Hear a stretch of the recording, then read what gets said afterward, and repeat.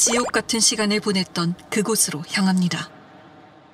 주유소 옆쪽에 저온저장고랑 폐창고가 있는데 거기서 이제 괴롭힘을 당했었죠. 3개월 동안. 그때 생각하면 안 좋은 기억들만 떠오르죠. 한 번도 좋은 기억은 없었으니까. 괴롭힘이라고요? 무슨 일일까요?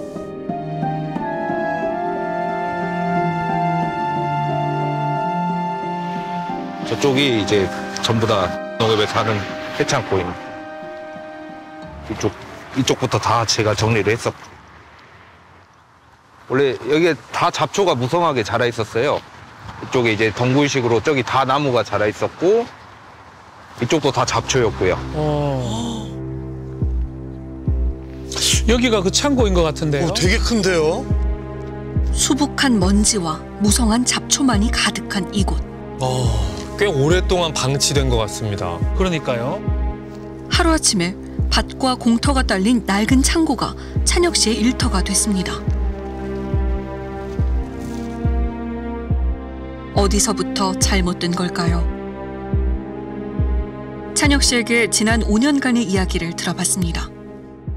2018년 1월 1일에 이제 농협 마트에서 이제 알바로 시작을 했고요.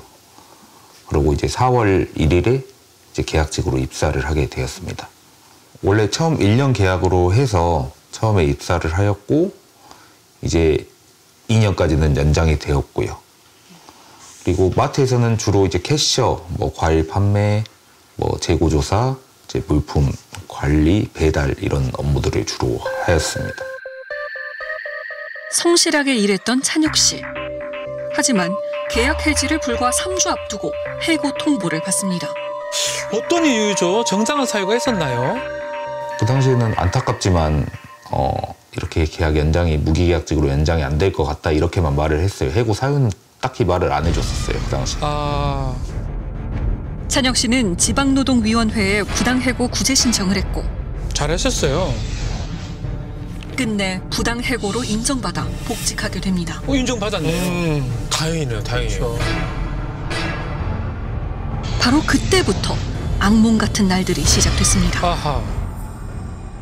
그리고 한 2, 3주 지나서 이제 갑자기 본점 총무팀에 전화가 오더니 조합장이 추석 끝나고 배짱고 그쪽으로 이제 출근을 하라 했다. 왜 그쪽으로 하라 하냐 그러니까 조합장님이 가라고 한다. 그래서 알겠다 하고 이제 추석 끝나고 그쪽으로 이제 출근을 했죠. 조합장이 시켰다고요? 딱 첫날 가니까 낫이랑 톱이랑 넛가래 같은 거랑 목장갑이랑 쪽가위랑 이런 것들을 주더니 여기 전체를 정리하라고 하는 거예요. 조합장이 시켰다고. 저걸 정리하라고요?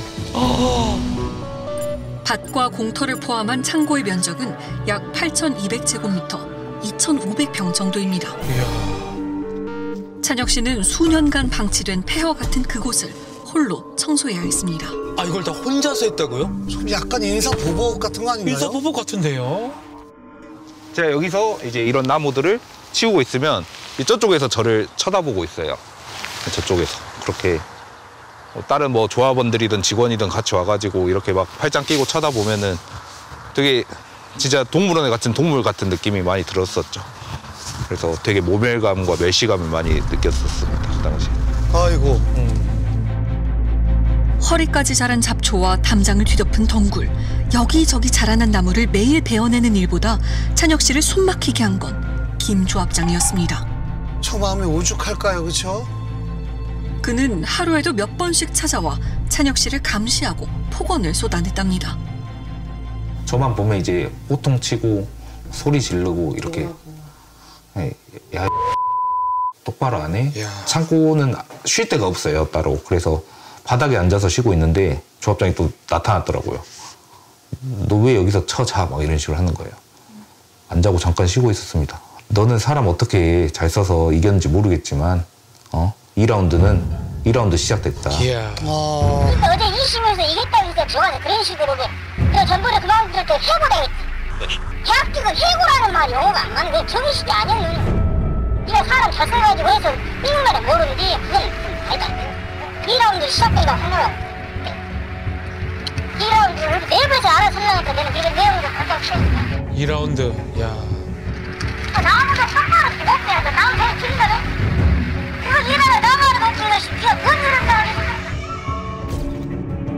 조합장의 경고대로 2라운드가 시작됐습니다. 소금 1000포대를 배달하고 배추를 수확해 운반하는 일, 무밭에 물을 주는 일 등 소금 1000포대요? 김 조합장은 여러 명이 함께하거나 기계가 대신할 수 있는 일까지 모두 찬혁 씨 혼자 하도록 지시했습니다. 아니 저 많은 일을 혼자서 어떻게 다 합니까? 이야, 심한데 좀. 그 와중에 찬혁 씨는 사고까지 당하는데요. 이제 이쪽에 이제 호박 넝굴들이 많다 보니까 제가 여기 올라가려다가 이제 넘어지면서 이제 팔을 찍었어요. 이쪽에 이제 파레트 쪽에 찍어가지고 이제 우선 아파서 이제 한 10분 정도 참고 있다가 이제 사장이라고 이제 이쪽에서 전화를 하니까 이제 오더니 저희 병원으로 데리고 가더라고요. 그래가지고 산재 처리는 해줄 수 없다. 개인 카드로 결제해라. 그렇게 해서 알겠다 해서. 이거 당연히 산재인데 왜 안 해주는 거죠? 그 찬혁 씨도 그 이유를 끝까지 듣지 못했다고 합니다. 입수를 한 다음에 왔는데 바로 그냥 일하라고 하고 가더라고요. 다치는 와중에 또 무슨 일을 하셨나요? 그때 반대 손으로 이제 낫으로 이제 그냥 잡초 베고 똑같이 했어요. 그냥 비가 와도 비 맞으면서 하고. 아유, 참. 말이 되나요? 창고 발령과 이후 찬혁 씨가 맡았던 업무들. 특별하지 않았던 일일까요? 직원이 상주에서 근무할 수 있는 환경이 아니거든요. 예를 들어서 책상이라든가 세면대라든가 화장실 이런 휴게시설 자체가 아예 없어요. 소금 한 포대에 한 20kg 정도 되는데 물도 많이 흐르고 혼자 배달을 할 수가 없어요. 그걸 차에 실을 때도 2사람 이상이 가서 배달을 하는 게 정상이죠. 당연하죠. 이건 고의적으로 사람을 코너에 몰기 위해 그랬다고밖에 볼 수 없는 상황이고, 지금까지 제가 여기에서 근무한 바에 의하면 직원이 그쪽에 상주하거나 또 그쪽으로 발령나서 업무를 한 건 한 번도 본 적이 없어요. 찬혁 씨를 곁에서 지켜봤던 아내 성아 씨. 호박밭에 불러가지고 여기 피멍이 막 들었었거든요. 여기가 계속 아프다는 거예요. 왜냐면 맨날 소금 이런 거 막 무거운 거 1000포대씩 나르고, 그리고 맨날 톱질하고 하다 보니까 팔이 너무 안 펴지고 팔이 너무너무 아프대요. 그래서 계속 스트레스제도 맞고 그랬었거든요. 아이고. 그래서 저러다가 팔을 못 쓰는 거 아닌가 싶을 정도로, 원래 좀 뭔가 아프다라는 얘기를 잘 안 하는 사람인데 여기 와서는 되게 몸이 많이 아파지더라고요. 몸이 아파지고 낯빛도 안 좋아지고. 흙먼지로 뒤덮이고 햇볕에 타 시커멓게 변한 남편은 점점 다른 사람이 되어갔습니다. 아유, 얼마나 속상하겠어요. 그러니까요. 그냥 잠을 잘 못 잤어요. 항상 왜 안 자? 아직까지 안 자고 있어? 이렇게 물으면 뭐 생각도 많고 막 분이 차올라서 잠을 못 자겠대요. 그러면은 새벽 3시까지 4시까지 이렇게 자고 있는데 막 옆에서 막 이상한 소리가 들려요. 그래서 일어나면은 막 옆에서 막 발작을 하고 있고. 그래서 눈이 옛날에 보면은 시뻘겋게 되게 충혈되어 있었거든요. 항상 잠을 못 자니까. 아이고, 참. 결국 찬혁 씨는 직장 내 괴롭힘으로 김 조합장을 노동청에 신고했습니다. 그러고 나니까 이제 총무과에서 이제 접선이 오더라고요. 아예 취하해 주면은 이제 내가 그냥 정상적인 자리로 이제 비치를 할 거고, 더 이상 직장 내 괴롭힘을 행사하지 않겠다 해가지고 저는 단지 그냥 일만 하면 됐던 상황이니까 그래 알았다. 그러고 나서 정말 며칠 안 돼서 2, 3일 만인가 그냥 취하해주고 말아버렸거든요. 그러고 나서 이제 2021년 1월 달에 이제 주유소로 발령을 났죠. 창고에서 일한 지 3개월 만에 주유소로 발령이 난 찬혁 씨. 하지만 달라진 것은 없었습니다. 주유소 가니까 첫날부터 핸드폰을 압수하라고 하더라고요. 그래가지고 왜 핸드폰을 압수하냐 그러니까 원래 근무 시간에 핸드폰 만지면 안 되는 거 모르냐 그래가지고 조합장이 시켰다 이러더라고. 아, 그럼 요즘 학교에서도 안 저러는데요? 그래요. 사무 업무 자체를 안 줬어요. 그냥 아예 저를 그냥 무능하고 멍청한 놈이라고 아예 본인 기준대로 그냥 사람을 그 프레임에 갇혀버린 다음에 저한테 업무 자체를 안 주고. 함께 일했던 동료는 어떻게 기억할까요? 일하라고 돈만 퍼먹을 놈이니까 그런 말 항상 하고, CCTV 확인해가지고 무조건 내용을 적어놔라고, 일일이 체크를 다 해라 했나라고.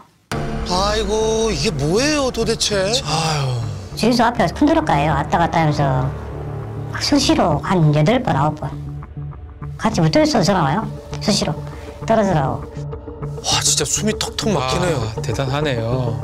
너무 유치해서 진짜 볼 수가 없네요. 그래서 뭐 시켜요? 그 영화는 뭐 시켜요? 화장실 같은 거 항상 시키고. 그냥 풀고. 네. 하루 종일 시켜. 이야. 줄기도 수시로. 네. 2시간만 좀 따가라. 네. 검지를 위에서 먼저 떠. 아우 유치해. 아우 유치해. 걔는 사무실 들어와있으면 걔는 근무 태만이에요. 네. 사무실 들어와서 기계 연구만 하고 있는 거기 때문에 사무실 들어오면 싹 체크해. 네. 그래서 일시켜. 10개월 동안 거의 하루에 3-4번씩은 기본적으로 똑같은 반복대만을 계속했어요. 떨어져 있어라. 감시 잘해라. 어떻게 녹음할지 모른다. 이런 말 등등. 같은 그 제일 고된 일, 그 세차가 하루에 150대, 많은 180대 이렇게 되는데 그거를 고압기로 일일이 한 대씩 뿌려주면서 인솔하면서 그 세차기를 돌린다는 그 일을 거의 어려운 일만 다 시킨 거예요. 저희도 이렇게 교대를 해주고 싶은데 조합장이 이제 그거를 못하게 하니까 아이고. 업무로 볼 수 없어요. 그냥 뭐 예를 들어 노예처럼 이렇게. 김 조합장의 감시 아래 찬혁 씨는 주유부터 배달, 화장실 청소, 쓰레기통 비우기까지 주유소 안의 모든 허드렛 일을 도맡아야 했습니다. 아유.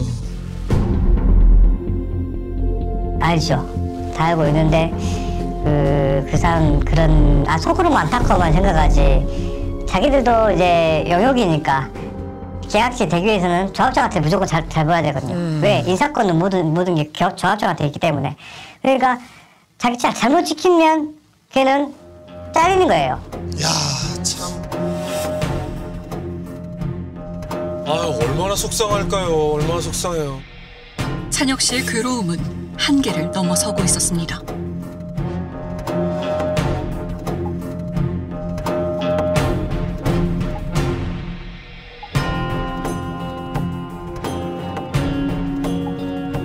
(2021년 10월) 찬혁 씨는 결국 휴직을 신청합니다.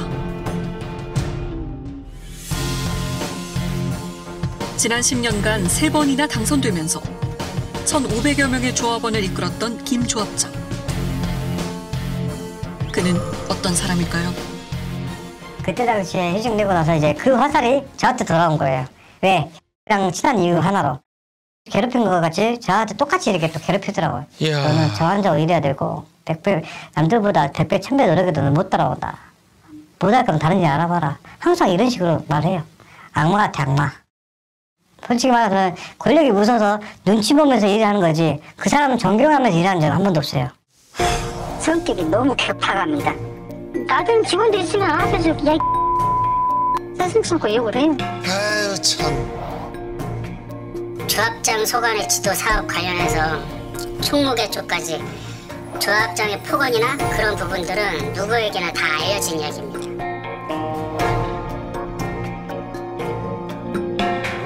지방노동위원회 구제 신청을 해서 자기가 졌다라는 생각이 강한 것 같아요. 자기는 무조건 이기는 사람인데 감히 너 따위가 나를 이겨먹으려고 해? 이런 게 굉장히 컸던 것 같고. 한번 찍히면 끝까지 그 사람을 나갈 때까지 괴롭히고 조합장이라는 직책이 업무 집행권과 인사권을 모두 쥐고 있기 때문에 거기다가 성격이 포악하다 보니까 직원들이 누구도 여기에 대해서 반론을 제기하거나 이의 제기한 사람이 거의 없죠. 지역 농협의 조합장은 인사권과 경영권 모두를 갖고 있습니다. 또한 해당 농협의 경우 연임 제한이 없는 비상임 조합장을 두기 때문에 더욱 오랜 시간 막강한 권력을 누릴 수 있는 겁니다. 다른 지역 농협의 사정도 크게 다르지 않습니다. 조합장에 대한 견제 수단이 딱히 없어 여러 문제가 때때로 불거지고 있는데요. 와 비슷한 일들이 정말 많네요. 임원진의 비위 의혹을 수사 중인 해당 농협도 이번 찬혁 씨 사건과 별개로 횡령과 채용 비리 등의 의혹이 있어 경찰 수사 중입니다. 이들을 막을 수 있는 방법 정말 없는 걸까요? 일단 첫 번째 구조적인 문제는 농협중앙회 역할을 들 수밖에 없습니다. 농협중앙회가 사실은 그 지역 농축협에 대해서 감시, 감독 다 할 수 있습니다. 그래서 얼마든지 견제할 수 있는데 농협중앙회는 그러니까 조합장들이 농협중앙회장을 뽑을 수 있는 이 구조 속에서 그러니까 안 하는 겁니다. 그러니까 실질적으로 선거로 엮여 있기 때문에 못 하는 겁니다. 직접 만나 이야기를 듣고 싶었습니다.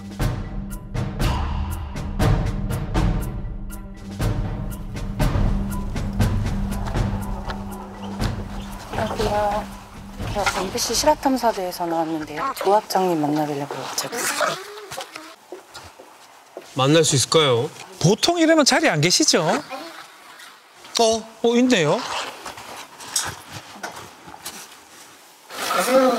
저희 이번에 최근에 언론을 관련해서 여쭤보려고 조합장님 입장 들어보려고 저희 찾아왔거든요. 조합장님이 안 계신다거든요. 오늘 안 오시나요? 모르겠습니다. 저도 정확히. 경찰서에 도착하고 노동증거 조사를 받으셨어요. 그렇기 때문에 입장을 제가 말씀드리기는 곤란하고 그냥 사실관계는 나와 있는 거 그대로 하시면 될까요?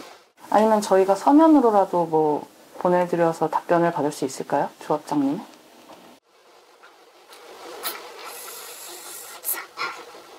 설명 드린 거 한번 검토해보겠습니다. 만나지 못한 것 같네요. 못 만난 것 같아요. 제작진은 끝내 김 조합장을 만나지 못했습니다. 하지만 어렵게 전화 연결을 할 수 있었는데요. 지금 부풀려진 부분이 너무 많고 지금 보도내용 맞지 않는 내용들이 상당히 부풀렸어요. 억울하신 부분이 많으시다는 말씀이신 거죠? 그렇죠. 보도내용이 지금 선거 즈음에서 지금 기자님 가잖아요. 모든 것이 상대 측에서 각본에 가서 지금 선거 부분에서 맞춰서 가는 거예요 지금.